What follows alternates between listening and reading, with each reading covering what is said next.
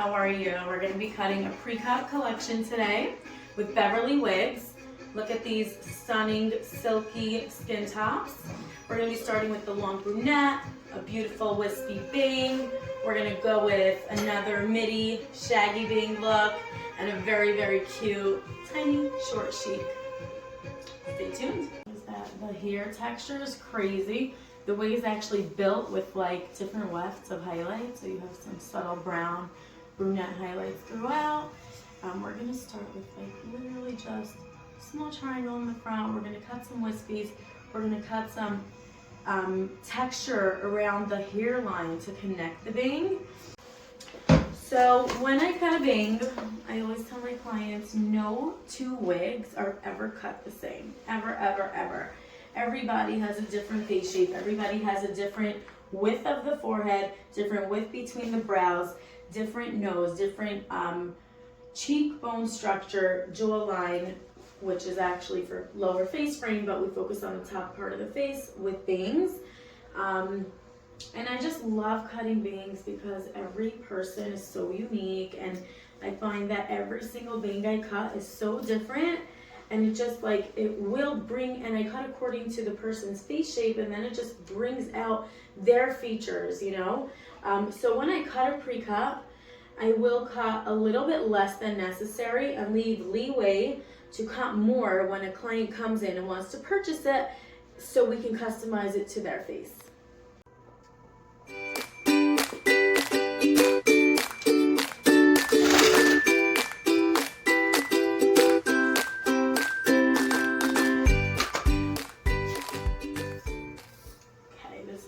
Open up the face, opening up the bang with a soft layer of airy texture. Open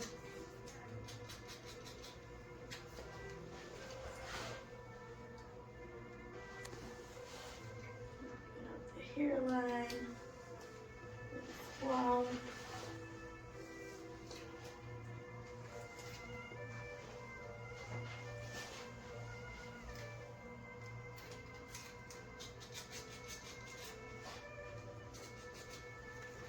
So these little pieces on the side are like the fundamentals of a good bang.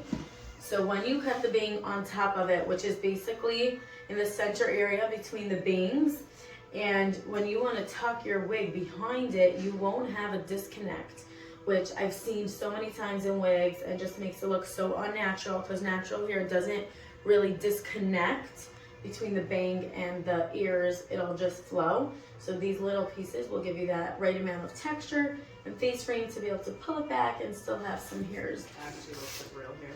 Yeah. Insane. Right? All my little tools. So when I cut with a combination of 1, 2, 3, 4, 5, 6 shears plus a razor, and this is another very fun tool. This is a razor comb that I'm obsessed with. I cut with about 3 combs combined. It's a ton of fun.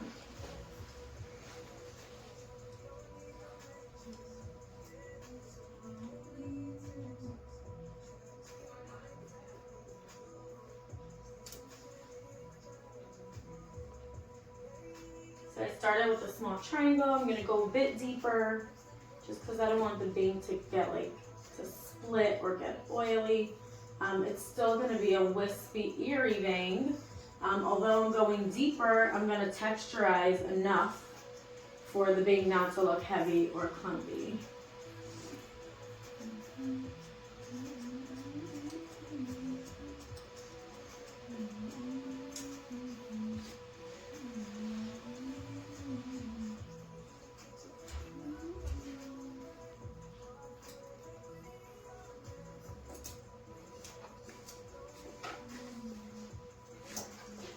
Look at that connection.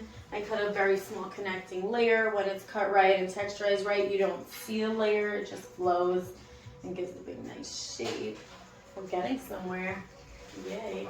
So look at the texture on this side. I didn't cut layers. I just texturized to open up, as opposed to this side, which is still very, very heavy. Obviously, we're liking this hair-like movement a lot better. It's super fun and super exciting because it makes the wig come alive. like here, here. I didn't touch the lens. Look at these little tips of highlights coming out.